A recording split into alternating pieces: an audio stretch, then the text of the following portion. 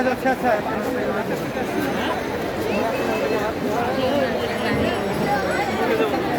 কিছু দোকান তো আছে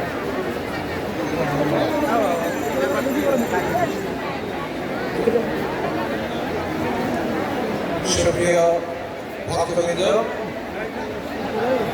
দ্রৌপদী দেবী আগারওয়ালা সংসদ সদস্য এখানে উপস্থিত হয়েছেন। এই কমিটির পক্ষ থেকে ওনাকে একটি গীতা উপহার দিতে চাই আপনাদের পক্ষ থেকে। আপনারা সবাই একটু জোরে হাততালি দিবেন।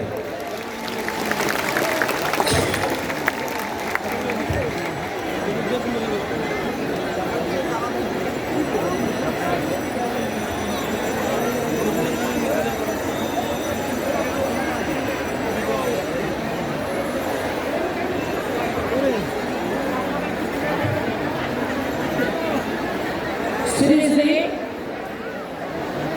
জাতীয় কান্তজি মন্দিরে আজকে সাংস্কৃতিক কণ্ঠে গীতা পাঠের আয়োজন।